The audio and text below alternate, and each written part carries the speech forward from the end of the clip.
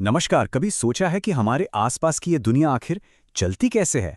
आज हम बात करेंगे इलेक्ट्रिकल इंजीनियरिंग की, एक ऐसी इनविजिबल पावर जो हमारे स्मार्टफोन से लेकर हमारे बड़े बड़े शहरों तक हर चीज को चलाती है। जरा सोचिए, एक स्विच दबाते ही लाइट कैसे जल जाती है, या फिर दुनिया के एक कोने से दूसरे कोने तक मैसेज पलक झपकते ही कैसे पहुंच जाता है। ये सब इलेक्ट्रिकल इंजीनियरिंग का ही कमाल है, एक तरह का अदृश्य जादू जो हर वक्त हमारे साथ है। तो सवाल ये है कि ये सब काम कैसे करता है। असल में ये पूरी फील्ड इलेक्ट्रिसिटी को समझने और उसे इस्तेमाल करने के बारे में है। मतलब उस पावर को कंट्रोल करना जो हमारी आज की दुनिया की रीढ़ है। लेकिन देखिए, ये सिर्फ तारों और सर्किट की कहानी नहीं है, इससे कहीं ज्यादा है। ये एक तरह की आर्ट भी है और साइंस भी, जो बिजली के बेसिक प्रिंसिपल्स को लेकर उन्हें रियल वर्ल्ड सॉल्यूशंस में बदल देती है। वो सॉल्यूशंस जो हमारी रोज की जिंदगी को इतना आसान बनाते हैं। अब चाहे भारत का विशाल रेलवे नेटवर्क हो या ऑस्ट्रेलिया के बड़े बड़े सोलर फार्म, इन सबको मुमकिन बनाने के पीछे इलेक्ट्रिकल इंजीनियर्स ही होते हैं। यही लोग हैं जो हमारे शहरों को रोशन करते हैं, हमारे ट्रांसपोर्ट को चलाते हैं और हमें एक सस्टेनेबल फ्यूचर की तरफ ले जा रहे हैं। तो अगर कोई इलेक्ट्रिकल इंजीनियर बनता है तो उसका करियर कैसा दिखता है? सच कहूं तो ये फील्ड बहुत ज़्यादा डाइवर्स है और यही चीज़ इसे एक बहुत ही सॉलिड करियर चॉइस बनाती है।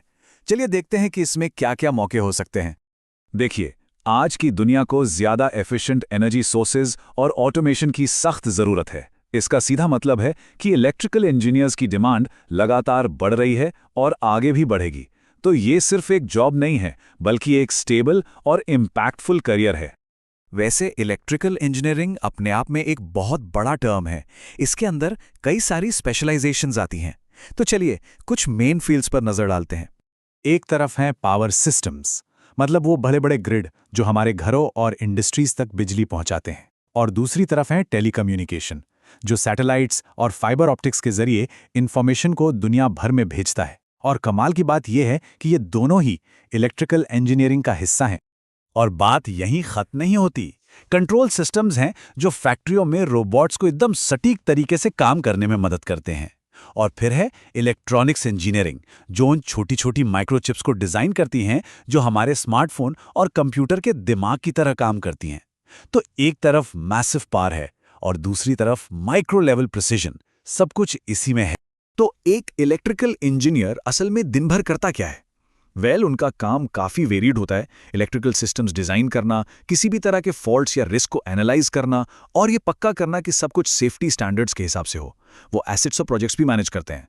मतलब ये एक ऐसा काम है जिसमें ऑफिस का काम भी है और कंस्ट्रक्शन साइट्स या प्लांट्स पर प्रैक्टिकल चैलेंजेस भी। ठीक है, तो अब हम ये तो समझ गए कि ये फील्ड है क्या। अब बड़ा सवाल ये है कि इसमें करियर बनाया कैसे जाए। इंडिया और ऑस्ट्रेलिया दोनों जगहों पर रास्ते थोड़े अलग हैं, तो चलिए इन पर एक एक करके नज़र डालते हैं। हाँ, तो जैसा कि हम देख सकते हैं, दोनों देशों में अप्रोच काफ़ी अलग है।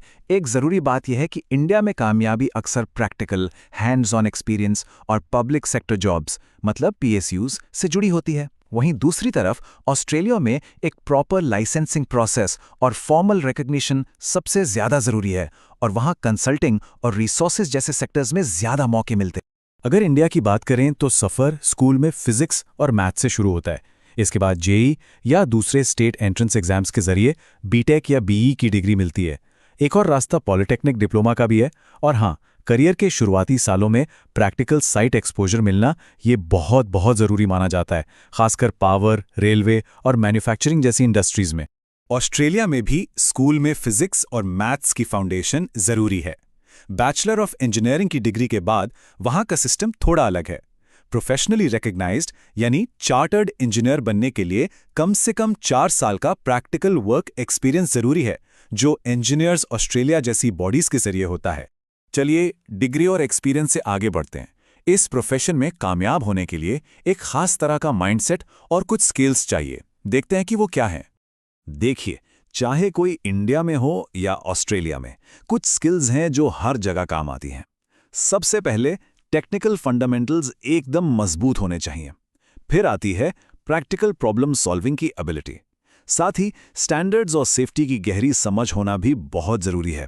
और हाँ, क्योंकि टेक्नोलॉजी लगातार बदल रही है, तो हमेशा कुछ नया सीखने के लिए तैयार रहना पड़ता है।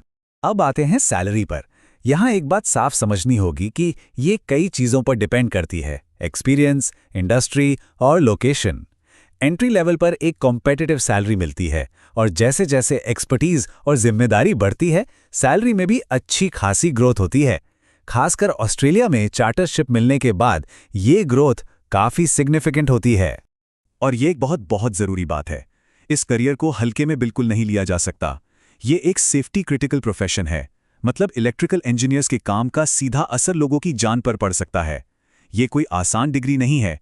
इसमें डिसिप्लिन, कंसिस्टेंसी और जिम्मेदारी की एक गहरी भावना चाहिए। तो ये रास्ता किन लोगों को चुनना चाहिए? अगर किसी को ये जानने में मजा आता है कि कॉम्प्लेक्स सिस्टम्स कैसे काम करते हैं, अगर मैथ्स और फिजिक्स में अच्छे हैं, और अगर रियल वर्ल्ड प्रॉब्लम्स को सॉल्व करके समाज के लिए कुछ बनाना चाहते हैं, तो ये एक बेहतरीन चॉइस हो सकती है। चलिए अब आखिर में कुछ ज़रूरी सलाह पर बात करते हैं उन सभी के लिए जो इस रास्ते पर चलने का सोच रहे हैं। सबसे पहली बात, इस फील्ड को सिर्फ सैलरी के लिए नहीं, अपनी रुचि के लिए चुनें। पैशन ही आपको आगे लेकर जाएगा। दूसरी बात, शुरू से ही अपने फंडामेंटल्स मजबूत करें। साइट पर काम करने का अनुभव और अच्छे मेंटर्स जरूर खोजें। और सबसे ज़रूरी, सेफ्टी, एथिक्स और जिम्मेदारी को हमेशा सबसे ऊपर रखें। याद रखिए, कामयाबी का कोई शॉर्टकट नहीं होता। तो कुल मिला के इलेक्ट्रिकल इंजीनियरिंग सिर्फ एक नौकरी नहीं है, ये एक बहुत ही ब्रॉड, रिस्पेक्टेड और फ्यूचर फोकस्ड प्रोफेशन है। ये ग्लोबल मोबिलिटी देता है और समाज पर एक मीनिंगफुल इम्पैक्ट डालने का मौका भी देता है। तो अब सवाल सिर्फ एक है, आप कौन सी प्रॉब्लम सॉल्व करेंगे? क्या अगली जनरेशन का पावर ग्रिड बनाएंगे, कम्युनिकेशन सिस्टम्स में क्रांति लाएंगे, या भविष्य के स्मार्ट सिटीज डिजाइन करेंगे? दुनिया को बदलने का मौका आपके सामने हो सकता है।